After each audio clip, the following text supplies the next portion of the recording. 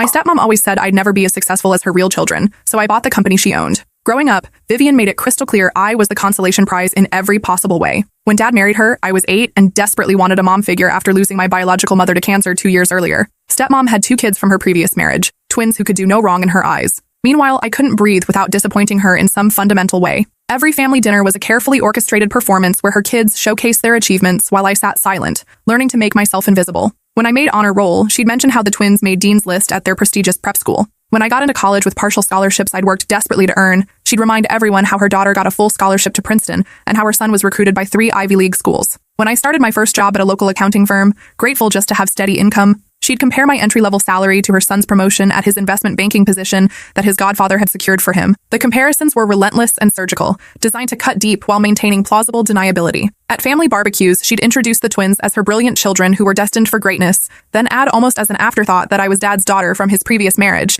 usually with a sympathetic smile that suggested I was some kind of charity case they'd graciously taken in. She'd give them expensive gifts for minor accomplishments, a new car for making varsity tennis, designer clothes for getting a B+ on an exam, while handing me practical items like socks or notebooks with a lecture about the value of being sensible and realistic about one's station in life. When relatives asked about my achievements, she'd redirect the conversation to her kids' latest successes, or she'd damn me with faint praise that highlighted my limitations. She'd say things like, well, we can't all be gifted like the twins, but she's very hardworking, or she does her best with what she has to work with. The psychological warfare was sophisticated and unrelenting. She'd schedule important family meetings when I had to work, then act disappointed that I wasn't more committed to family time. She'd plan family vacations during my finals week, expressing surprise that my education wasn't flexible enough to accommodate family priorities. At Christmas, the twins would receive multiple expensive gifts while I'd get one practical item and a lecture about the importance of not being materialistic. She'd explain to relatives that she was teaching me valuable lessons about earning what I received and not expecting handouts like some children who had been spoiled by their circumstances. She had a particular talent for undermining my accomplishments in ways that seemed supportive on the surface. When I won a regional academic competition, she congratulated me while mentioning how much more prestigious the national competition was and how disappointed she was that I hadn't qualified for that level. When I got my first promotion at work, she celebrated by explaining to the family how different industries had different standards and how my promotion was equivalent to what the twins had accomplished straight out of college in more demanding fields. The worst part? Dad never defended me. He'd just smile and nod while she systematically destroyed my confidence, piece by carefully calculated piece. When I'd try to talk to him privately about how her words hurt, about how I felt like an outsider in my own home, he'd say stepmom was just trying to motivate me, that her high standards would make me stronger in the long run and prepare me for a world that wouldn't coddle me. He'd explain that she came from a successful family and knew what it took to achieve real success. Unlike him who had married young and never finished college, he was grateful for her guidance in raising me properly, he'd say, as if I was some kind of feral child who needed taming. When I'd point out specific instances of favoritism or cruelty, he'd minimize them or reframe them as learning opportunities. When I'd show him the disparity in how she treated me versus the twins, he'd explain that different children needed different approaches, and that I was more resilient than they were. The gaslighting was so consistent and pervasive that I began to question my own perceptions. Maybe I was being too sensitive. Maybe I was imagining the malice in her words. Maybe I really was lucky to have someone willing to push me to be better than I would have been on my own. They didn't make me stronger. They made me desperate to prove myself, consumed with a need for validation that felt like drowning in plain sight. During high school, I worked 3 part-time jobs while maintaining a 4.0 GPA, hoping to finally earn some recognition or maybe just basic acknowledgement of my efforts. I tutored younger students after school, worked weekends at a retail store, and cleaned offices at night, saving every penny for college because I knew there'd be no family money coming my way. The twins coasted through private school on mediocre grades while getting praised for their potential and natural intelligence. When they struggled with classes, stepmom hired expensive tutors and blamed the teachers for not challenging them appropriately. When I struggled, I was told to work harder and stop making excuses. My bedroom was in the basement, which stepmom had converted into a living space that she proudly showed off to guests as evidence of how well she'd accommodated her inherited stepdaughter. The twins had adjoining rooms on the second floor with private bathrooms and walk-in closets. When friends came over, they had to use the back entrance to reach my room, which stepmom explained was more appropriate since my space was separate from the main family areas. The message was clear. I was part of the household but not part of the family. During my junior year, I applied for a prestigious summer internship that would look excellent on college applications.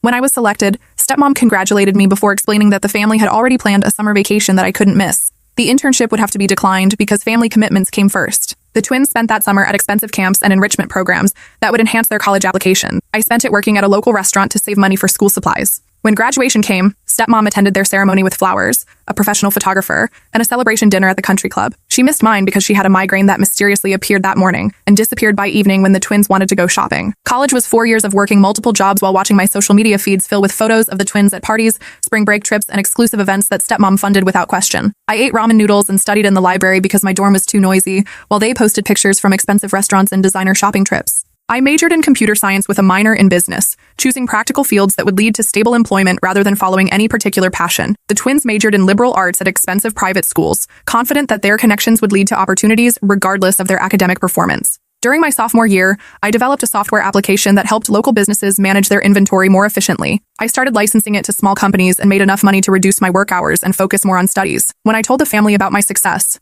stepmom expressed concern that I was becoming too focused on money and not developing the social skills and cultural awareness that would serve me better in the long run. She worried that my entrepreneurial activities were making me antisocial and overly focused on immediate gratification rather than long-term character development. The twins changed majors multiple times, extended their college careers, and took gap years to find themselves, while stepmom praised their thoughtfulness and refusal to be rushed into decisions that weren't right for them. After college, I threw myself into work with an intensity that worried my friends and concerned my professors who tried to maintain contact. While her precious twins partied through their 20s on trust fund money and connections handed to them like participation trophies, I built a tech consulting business from absolutely nothing. 18-hour days became my normal. No social life, no dating, no hobbies. Just pure determination fueled by years of being told I wasn't enough and would never be enough. I slept in my office more nights than I slept at home. I lived on coffee and whatever food clients left in conference rooms after meetings. I started small, taking contracts other firms rejected as too difficult, unprofitable, or impossible to complete within the given timeframes. While the twins bounced between entry-level positions at companies where their connections got them hired despite their lack of qualifications or work ethic, I was pulling all-nighters to deliver impossible projects on time and under budget. My first major client was a manufacturing company whose entire computer system had crashed during a critical production period. They'd been quoted 6 weeks and $50,000 to restore their operations. I did it in 10 days for $30,000, working around the clock and sleeping in their break room. Word spread quickly in the business community about the young consultant who could solve problems other firms couldn't handle. I specialized in rescuing failing tech implementations, streamlining inefficient systems, and turning around companies that were hemorrhaging money due to technological incompetence. Every client I gained, every problem I solved, every late payment I chased down personally, every technical challenge I conquered was another small victory against stepmom's voice in my head, telling me I'd never amount to anything significant. My business grew slowly at first, then exponentially as word spread about my ability to deliver results. Within 2 years, I hired my first employee. Within 3 years, I had a small team of consultants working under my direction. Within 5 years, I had 30 employees and was turning away projects because we couldn't handle the volume. The work was demanding and stressful, but it was mine. Every decision, every success, every failure belonged to me. I wasn't succeeding because of family connections or inherited advantages. I was building something from nothing through pure competence and determination. Within 8 years, I was acquiring smaller firms and expanding internationally. I opened offices in 3 major cities and was pulling in more revenue annually than stepmom's inherited company. But I never mentioned it at family gatherings because I'd learned that success only made her criticism more cutting and personal. Instead of being proud of my accomplishments, stepmom seemed threatened by them. She'd make subtle comments about people who worked too hard and neglected their personal development. She'd express concern that I was becoming too focused on material success and missing out on the cultural experiences that truly enriched a person's life. When I bought my first house at 25, she toured it with a critical eye and mentioned how important it was to invest in appreciating assets rather than just seeking immediate gratification through material possessions. The twins were still living in apartments that stepmom subsidized while they figured out their career paths. When I started appearing in local business publications, stepmom would cut out the articles and express hope that the recognition wouldn't go to my head. She'd remind me that true success was measured by the positive impact you had on others, not by personal achievements or financial metrics. My stepmom owned a mid-sized marketing firm that she'd inherited from her first husband after he died of a heart attack when the twins were in high school. She'd constantly brag about being a successful businesswoman at dinner parties, usually while mentioning how I'd never understand real leadership because I lacked natural business instincts and the proper breeding that came from growing up in successful families. She'd hold court at family gatherings, discussing her latest business strategies and client acquisitions, always making sure I was within earshot when she'd add observations about how some people just weren't born with entrepreneurial instincts,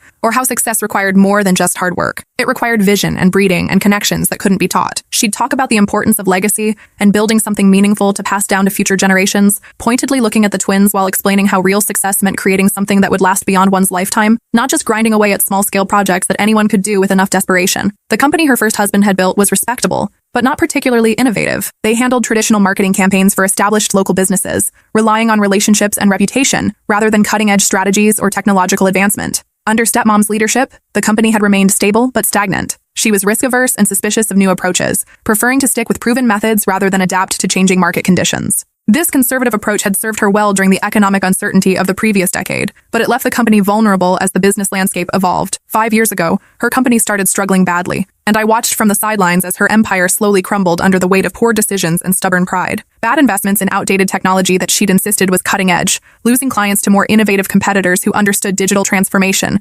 outdated strategies that hadn't evolved with a rapidly changing media landscape. The decline started gradually. Long-term clients began reducing their budgets or moving portions of their business to competitors who offered more modern services. Younger businesses chose other firms from the start, finding stepmom's company old-fashioned and out of touch with contemporary marketing approaches. She was too proud to ask for help and too stubborn to admit that the business world had changed around her while she'd been resting on the reputation her late husband had built. The twins offered to help, but neither had any business experience beyond their trust funds and the entry-level positions they'd abandoned when the work became too demanding. When the twins did try to contribute, their suggestions were naive and impractical. They'd propose expensive rebranding campaigns or celebrity endorsements that demonstrated a fundamental misunderstanding of the company's financial situation and market position. Stepmom would listen to their ideas with the same indulgent attention she'd always given them, implementing their suggestions even when her experienced employees warned against them. The results were predictably disastrous, but she blamed external factors rather than acknowledging that her children's advice had been counterproductive. I found myself checking her company's financial reports, which were public records since they'd gone public years earlier. Revenue declining year over year, major clients terminating contracts, key employees leaving for competitors. Her leadership team was jumping ship, and industry publications were publishing articles about the company's struggles with barely concealed glee. The business press loves a fall from grace story, especially when it involves someone who'd been publicly arrogant about their success. Stepmom had given numerous interviews over the years, positioning herself as a thought leader in marketing, often making dismissive comments about newer firms that relied on technology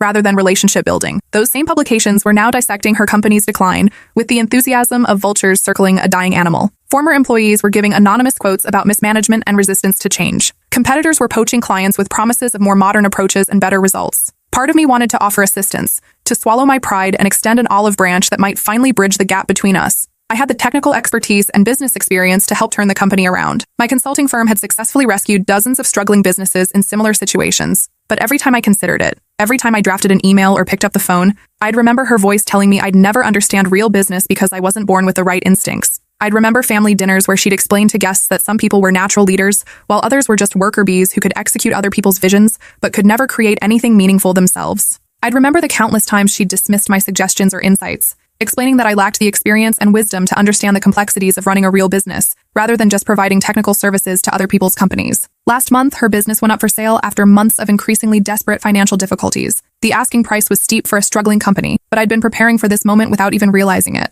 My consulting firm had grown exponentially over the past decade, acquiring smaller companies throughout North America and expanding into European markets. I had the cash reserves to make the purchase without financing, which put me at a significant advantage over other potential buyers who would need loans or investor backing. My financial advisors questioned the wisdom of buying a declining marketing firm when my tech consulting business was thriving, but I convinced them it was a strategic diversification play. The due diligence process revealed the full extent of the company's problems. Outdated systems, declining client relationships, demoralized employees, and questionable financial practices that bordered on fraud. Any rational buyer would have walked away or demanded a significant reduction in price. But this wasn't a rational business decision. This was personal. I discovered that Stepmom had been siphoning money from the company for years, using business accounts to fund the twins' lifestyles and her own expensive tastes. Consulting fees paid to shell companies that provided no actual services. Personal expenses charged to business accounts and disguised as legitimate costs. The most egregious discovery was that she'd been using company funds to pay for the twins' graduate school tuition, their apartment rents, their car payments, and their credit card bills. She'd structured these payments as salaries for part-time work that existed only on paper.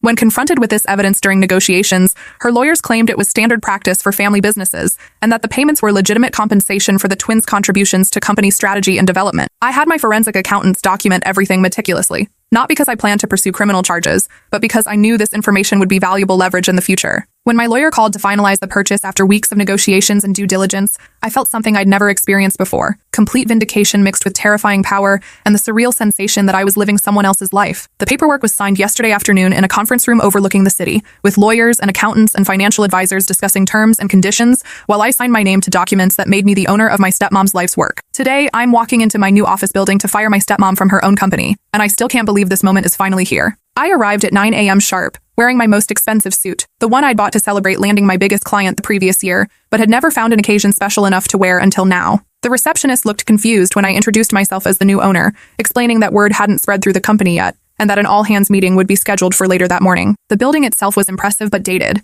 like everything else about Stepmom's approach to business. Marble floors and wood paneling that had been luxurious 20 years ago, but now looked tired and old-fashioned. The technology was outdated, the furniture was worn, and the overall atmosphere was that of a company living in the past. Stepmom was in her corner office, probably updating her LinkedIn profile to find a new position or calling her network to see what opportunities might be available for someone of her stature and experience. I knocked once on her door and entered without waiting for permission, just as she'd done countless times in my childhood when she'd barged into my room to criticize my organization or study habits. She looked up from her computer, irritation flashing across her face, until she registered who I was standing in her doorway. For a moment, confusion replaced irritation, as she tried to process why I would be in her office during business hours. "What are you doing here?" she snapped. her voice carrying the same dismissive tone I'd heard my entire life. This is a place of business, not somewhere for family visits or whatever this is supposed to be. I smiled and sat down across from her massive mahogany desk, the one she'd always used to intimidate employees, clients, and anyone else who dared to question her authority or decisions. The chair was expensive leather, probably chosen more for its impressive appearance than its comfort. "I'm here as the new owner," I said simply, watching her face for the exact moment when my words registered and their meaning became clear. The color drained from her face as if someone had pulled a plug and let all the blood run out. Her mouth opened slightly, then closed, then opened again as she struggled to process what I just told her. "That's impossible," she stammered, her voice losing its usual authority and command. The buyer was some tech company from out of state. The lawyers never mentioned any family connection or personal involvement in this transaction. "Rodriguez Holdings, that's my company." I pulled out the purchase agreement and placed it on her desk, right on top of the family photo where she stood between the twins at their college graduation. "Effective immediately, you're terminated. Security will escort you out in 10 minutes. The photo showed all three of them beaming at the camera, stepmom's arms around her children's shoulders in a gesture of pride and possession that had never included me. I had taken the photo myself, standing outside their circle of success and achievement. She stared at the papers, then at me, her mouth opening and closing like a fish pulled from water and gasping for air. Her hands trembled as she reached for the documents, scanning them frantically as if she could find some loophole or error that would make this nightmare disappear. "You can't do this," she whispered, her voice losing all its usual authority and command. "This company is my life, my reputation. Everything I've built over the past 15 years.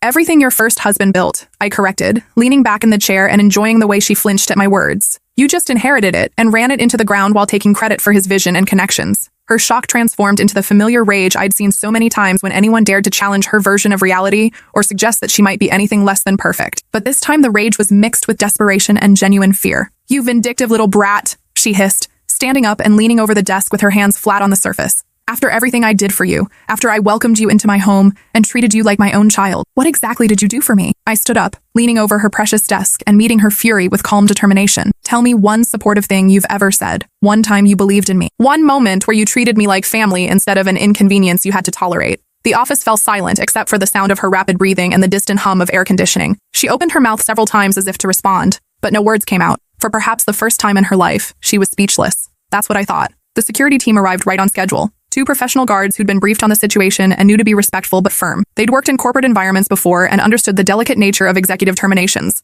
As they gathered her personal items from the office she'd occupied for over a decade, stepmom made one last desperate attempt to regain control of the situation and salvage some dignity from this humiliation. "Your father will never forgive you for this," she said, her voice shaking with a mixture of rage and desperation. "He'll see this for what it really is, a cruel, vindictive attack on his wife by his jealous, unstable daughter." I paused at the doorway and turned back to look at her one final time, taking in the sight of the woman who'd tormented me for 20 years, now reduced to a defeated figure being escorted from her own office. "Dad's been getting monthly reports about your company's financial troubles for the past year," I said calmly. "He knew I was the buyer before I signed the papers. He also knows about the money you've been siphoning from the business accounts to fund the twins' lifestyle." Her face went white as she realized the implications of what I'd just revealed. Not only had I destroyed her professional life, but I'd also exposed her criminal activities to the one person whose opinion she valued most. "We found everything during due diligence," I continued. "The fake consulting fees to shell companies, the personal expenses charged to business accounts, the inflated salaries for part-time work that was never actually performed, the tax evasion schemes you thought were too clever for anyone to notice. Dad's been asking questions about where his retirement investments went,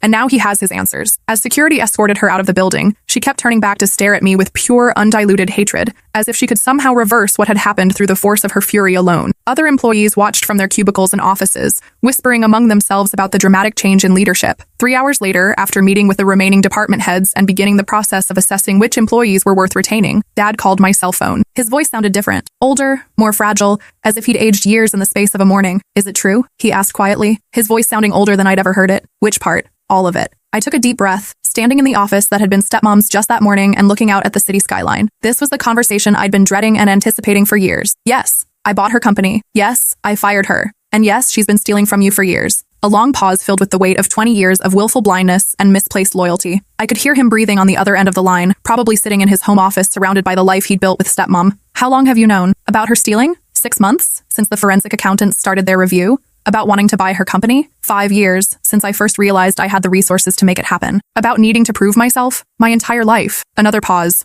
Longer this time. When he spoke again, his voice was barely above a whisper. "I failed you," he said finally, his voice cracking with emotion. "I let her treat you terribly because I was afraid of losing her, afraid of being alone again after your mother died. I thought if I just kept the peace, if I didn't rock the boat, somehow everything would work out for everyone. You chose her over me every single time," I said, surprised by how calm my voice sounded. even when you knew she was wrong, even when you could see how much her words hurt me, even when I begged you to stand up for me just once. I know. I'm sorry. I'm so sorry. His voice broke completely, and for the first time in 20 years, I heard genuine remorse from the man who was supposed to protect me, but had thrown me to the wolves instead. The twins called me this morning, he continued after regaining his composure. They're furious. They want to contest the sale, claim you manipulated me into approving it, or that you used insider information illegally. Can they? No. It was a legitimate business transaction handled by teams of lawyers and accountants. Besides, I reviewed everything before giving my approval as Vivian's spouse and business partner. You paid more than fair market value for a failing company. If anything, you overpaid significantly. I didn't buy it for the money. I know. I understand that now. That evening, I sat in stepmom's former office,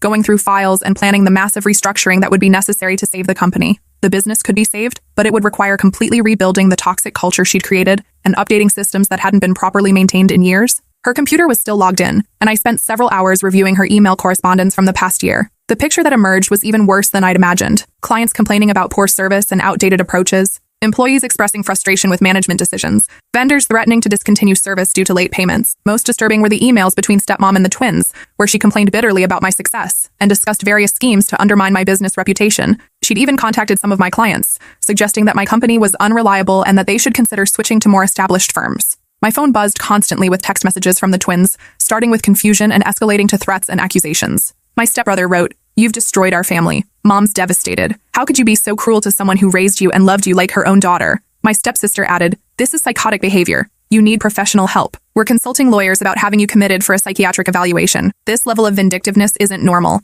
The messages continued throughout the evening, becoming increasingly desperate and hostile. They accused me of elder abuse, corporate fraud, manipulation, and various other crimes that demonstrated their complete misunderstanding of basic business law. I stared at the messages for a long time before responding to both of them in a group text. I didn't destroy anything. I just stopped pretending we were ever a family. The response was immediate and vicious. They accused me of being a sociopath, of harboring resentment for decades, of being incapable of forgiveness or love. They threatened to expose my vindictive nature to my clients and destroy my business reputation. I turned off my phone and spent the rest of the evening reviewing company financial records and planning the turnaround strategy that would be necessary to save the business. The next few weeks were brutal in ways I hadn't fully anticipated. Stepmom hired the most expensive lawyers she could find, claiming I'd manipulated Dad and stolen her company through fraudulent means. She gave interviews to local business publications, painting herself as a victim of corporate espionage and family betrayal. Her version of events portrayed me as a calculating predator who'd spent years gathering information and building resources specifically to destroy an innocent woman who'd tried to love me as her own daughter. She claimed I'd never gotten over the fact that Dad had remarried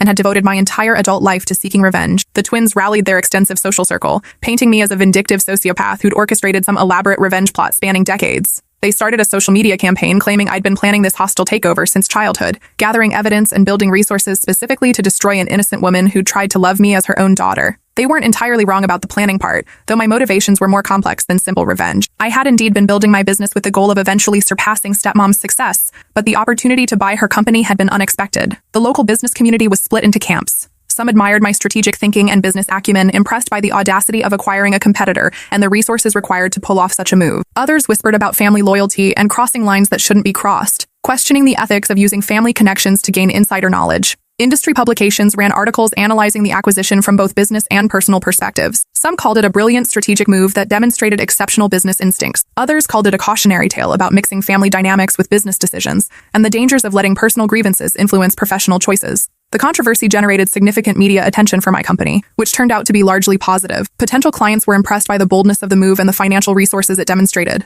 Several major corporations reached out about consulting contracts, intrigued by the strategic thinking that had enabled such a dramatic acquisition. I didn't care about the gossip or the social fallout. For the first time in my life, I was exactly where I belonged, in control of my own destiny and wielding the power to shape my environment instead of just surviving it. The transition period was challenging but rewarding. I spent weeks interviewing employees to determine who was worth retaining and who had been enabled by stepmom's poor management practices. Many of the long-term employees were relieved by the change in leadership and eager to implement improvements they'd been suggesting for years. I discovered that several talented employees had been looking for other jobs because they were frustrated with the company's resistance to change and unwillingness to invest in modern technology. By addressing their concerns and providing them with the resources they needed, I was able to retain most of the valuable personnel. The worst employees, those who'd been promoted based on personal loyalty rather than competence, were terminated during the first month. These were typically people who'd made careers out of agreeing with stepmom and implementing her poor decisions without question. 6 months later, the company is thriving under my leadership in ways it never did under stepmom's management. I've retained most of the good employees while eliminating the deadweight and toxic personalities she'd enabled for years. We've upgraded all the technology, streamlined operations,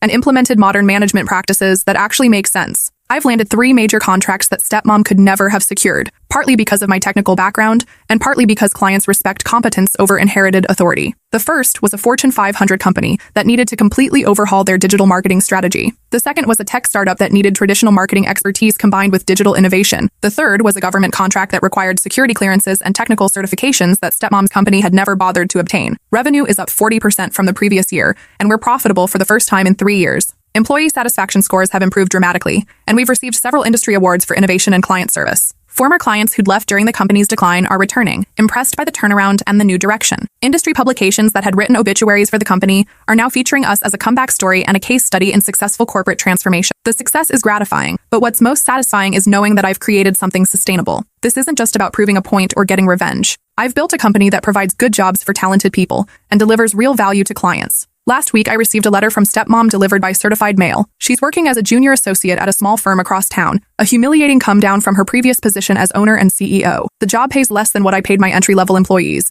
and she reports to people younger than the twins. The letter was 8 pages of accusations, justifications, and demands for a settlement to rectify this injustice, as she called it. She accused me of stealing her life's work, of manipulating her husband, of using illegal means to acquire information, and of destroying the legacy she'd built for the twins to inherit. She threatened legal action if I didn't agree to sell the company back to her at the original purchase price, demanded financial compensation for emotional distress, and suggested that my success was somehow illegitimate because it was built on her foundation. The letter revealed her complete inability to accept responsibility for her company's decline or acknowledge her role in our family's dysfunction. In her version of events, she was a victim of circumstances beyond her control, betrayed by an ungrateful stepdaughter who'd never appreciated the opportunities she'd been given. I read it once, carefully and completely, then fed it through the shredder without making copies or responding. Yesterday, Dad and I had lunch for the first time since the acquisition, meeting at a quiet restaurant where we could talk without interruption. He looks older, worn down by the divorce proceedings and the financial investigations that revealed the full extent of stepmom's embezzlement. The divorce has been particularly ugly, with stepmom claiming that Dad was complicit in my supposedly fraudulent acquisition of her company. She's demanded half of his assets and substantial alimony, arguing that she sacrificed her own career advancement to support his business interests.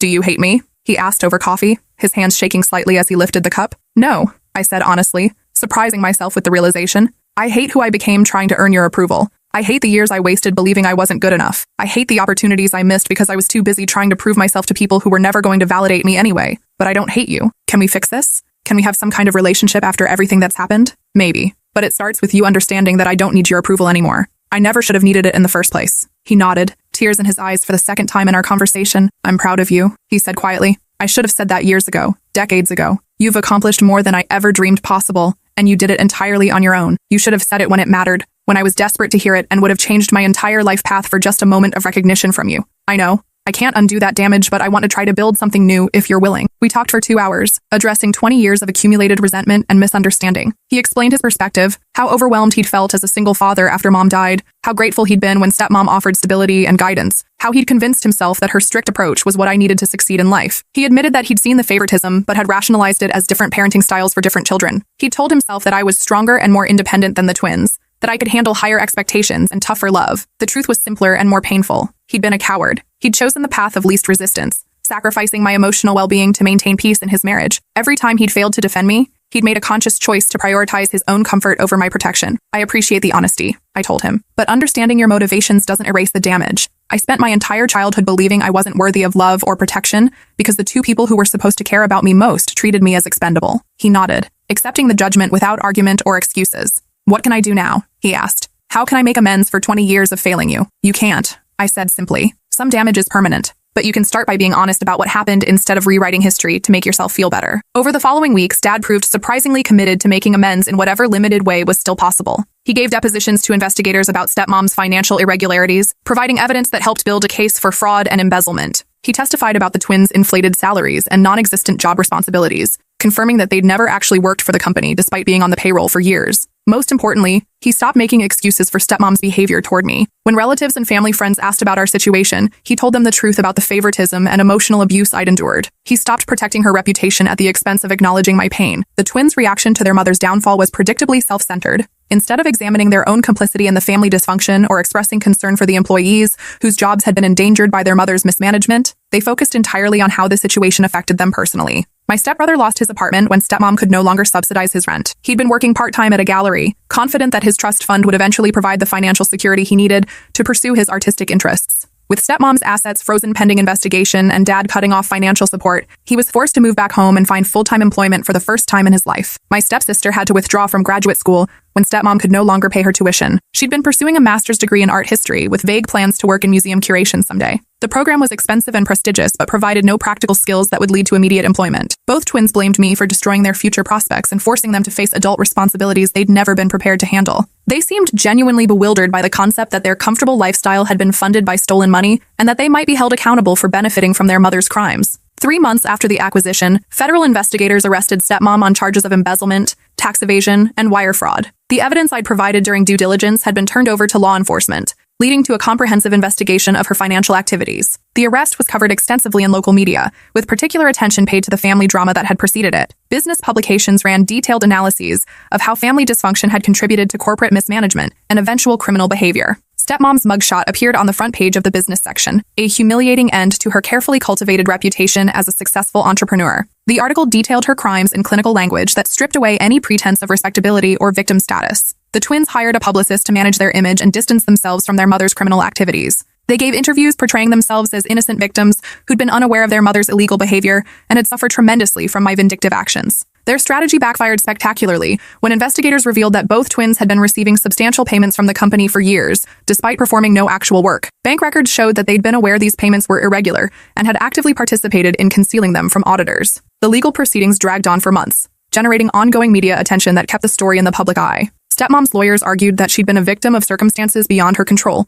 driven to desperate measures by my systematic campaign to destroy her business. The prosecution painted a different picture. A woman who'd felt entitled to other people's money and had used her position of trust to fund a lifestyle she couldn't afford. The evidence was overwhelming, including detailed financial records, email correspondence, and testimony from company employees who'd witnessed her fraudulent activities. 6 months after her arrest, stepmom pleaded guilty to multiple felonies in exchange for a reduced sentence. She was sentenced to 4 years in federal prison and ordered to pay restitution that would consume any remaining assets she hadn't already spent. The twins were charged with conspiracy and tax evasion, but received suspended sentences and community service in exchange for their cooperation with investigators. They were required to pay back the money they'd received from the company, which forced them to sell their cars, jewelry, and other luxury items their mother had bought them over the years. This morning, I walked through my office building, really my building now, and felt something I'd never experienced before. Not validation or revenge or even satisfaction, though all of those emotions were present. Peace. The woman who spent decades telling me I'd never be successful enough, never be smart enough, never be worthy of the same love and respect she gave her biological children, now wears an orange jumpsuit and works in a prison laundry.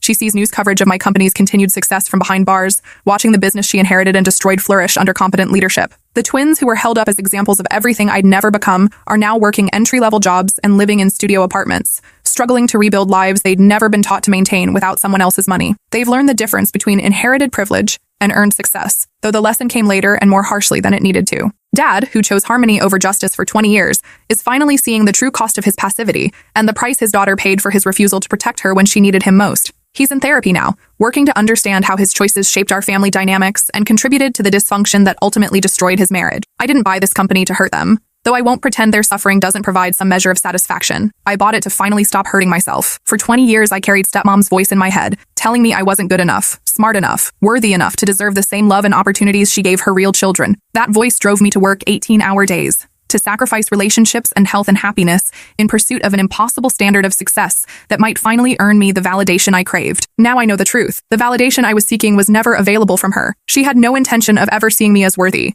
no matter what I accomplished. The game was rigged from the beginning, and the only winning move was to stop playing by her rules. I built my success not because of her motivation, but in spite of her sabotage. Every achievement was earned through my own determination, every client was won through my own competence, every dollar was made through my own labor and intelligence. She didn't make me strong, she made me desperate. The strength came from surviving her, from learning to value myself when no one else would, from refusing to accept her assessment of my worth as the final word on who I could become. The company I now own represents more than just a business acquisition or even poetic justice. It represents the moment I finally stopped trying to prove myself to people who were determined never to be impressed. It represents the moment I chose my own definition of success over theirs. Last week, I received a letter from a business magazine asking me to write an article about successful corporate turnarounds. They wanted me to share the strategies I'd used to transform stepmom's failing company into a profitable, growing business. I declined the interview. Some victories don't need to be publicized to be meaningful. The real measure of my success isn't the revenue growth or industry recognition or media attention. It's the fact that I sleep well at night, knowing I've built something valuable and sustainable. It's the satisfaction of providing good jobs for talented people